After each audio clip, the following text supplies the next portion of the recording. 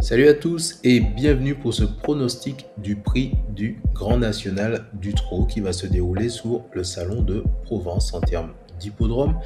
Il s'agit d'une course d'athlée de 3000 mètres avec 16 partants, 90 000 euros d'allocation. Il s'agit d'une course nationale. La corde sera à droite. On aura un vent de 25 km/h, une température de 17 degrés, une météo peu nuageuse. Il s'agit de la réunion 1, course 1 du 26-03-2025 pour un départ prévu à 13h55. Tout de suite, le pronostic. Comme d'habitude, avant de commencer ce pronostic, si vous n'êtes pas encore abonné, je vous invite à vous abonner, à me laisser un commentaire, à activer les notifications et à partager massivement autour de vous. Je tiens aussi à remercier mes abonnés pour leur présence, leur récurrence, leurs commentaires, leur partage. Et tout de suite, le pronostic. On commence donc notre pronostic avec le numéro 11. Le numéro 11 qui est apprécié des pronostiqueurs. Ce numéro 11 sur mon échelle de valeur, je le classe 5e sur 10. Ce numéro 11, son taux de réussite est de 44% en ce qui concerne la carrière du cheval. Et son taux de réussite concernant le duo est de 42%. Donc autant dire qu'ils sont à l'aise ensemble.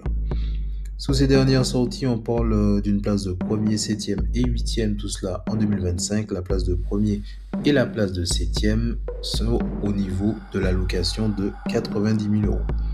En ce qui concerne les statistiques de carrière de ce cheval, on est sur 9 victoires et 14 places. Ce numéro 11, si on doit parler de ses points forts, on sait qu'il vient de gagner une course récemment, on sait qu'il est expérimenté, habitué à ce type de distance et qu'il fait preuve de performance régulière dans le top 5.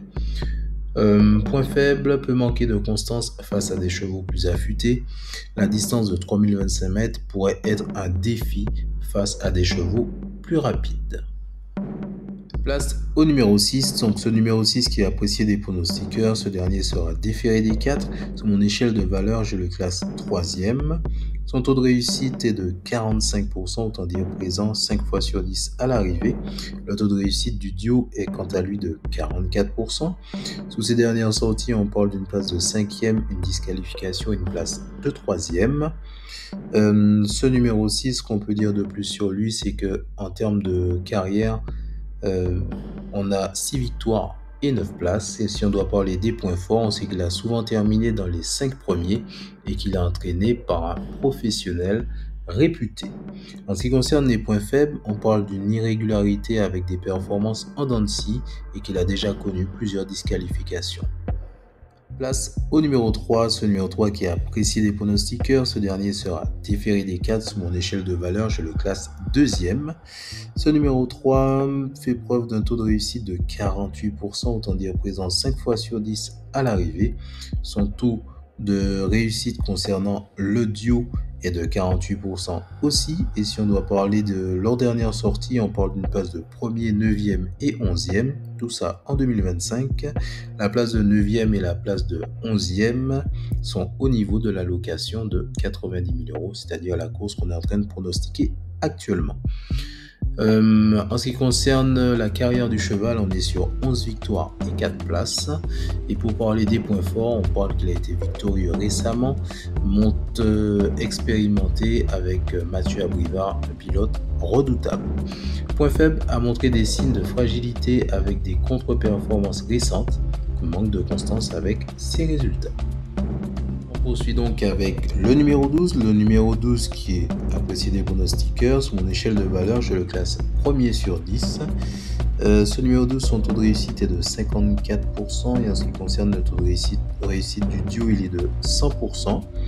Sous leur dernière sortie, ou les dernières sorties de ce cheval, on est sur une place de 4e, 6e et 12e, tout ça en 2025. Sa place de 6e par contre est au niveau de l'allocation de 90 000 euros, c'est-à-dire la course qu'on est en train de pronostiquer actuellement. En ce qui concerne la carrière du cheval, on est sur 11 victoires et 11 places. Et si on doit parler des points forts, on sait qu'il y a une expérience et un bon résultat par le passé peut surprendre si dans un bon jour. Les points faibles, récemment plusieurs contre-performances, 6e, non classé, une disqualification, manque de régularité, il pourrait ne pas être au top de sa forme. Parlons maintenant du numéro 16. Donc le numéro 16, qu'on peut dire sur lui, c'est qu'il est apprécié des pronostiqueurs. Ce numéro 16 sera déféré des 4. Sur mon échelle de valeur, je le classe 6e, donc 6e sur 10. Son taux de réussite, quant à lui, est de 41%. En ce qui concerne les informations sur le duo, on n'en a pas parce qu'ils vont courir pour la première fois ensemble. Sous les dernières sorties du cheval, on parle d'une place de premier, troisième et une disqualification. La place de troisième est au niveau de l'allocation de 90 000 €, la course qu'on est en train de pronostiquer actuellement. En ce qui concerne la carrière du cheval, on est sur 11 victoires et 20 places. Et si on doit parler des points forts de ce cheval, on parle d'une victoire récente et bonne place. A déjà démontré qu'il sait gagner face à de bons chevaux. Et si on doit parler des points faibles, disqualification récente qui peut être un signe d'irrégularité, risque de manquer de fraîcheur.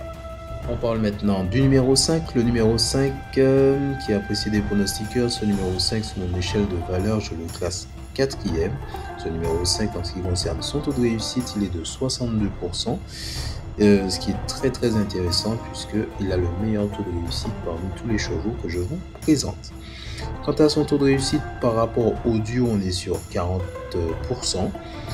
Sous les dernières sorties de ce cheval, on parle d'une place de 2e et 4e en 2025 et une place de 5e en 2024. Ce qu'on peut dire sur la carrière de ce cheval, on est sur 15 victoires et 6 places. Et si on doit parler des points forts, on parle de régulière, plusieurs fois à l'arrivée récemment, bonne monte avec Alexandre Abrivard. En ce qui concerne les points faibles, moins de gains que d'autres chevaux plus capés, peut manquer de puissance pour dominer sur 3000 mètres. Place au numéro 4. Donc ce numéro 4, ce qu'on peut dire, c'est que il n'est pas classé au niveau de mon échelle de valeur. Il est quand même apprécié au niveau des pronostiqueurs. Son taux de réussite, quant à lui, est de 38%. Il connaît déjà l'hippodrome puisqu'il a un taux de réussite de 25%. Et le taux de réussite, quant à lui, du duo est de 38%. Ce qu'on peut dire de plus, c'est que sous les dernières sorties de ce cheval, on parle d'une place de 11e, 2e et encore 2e.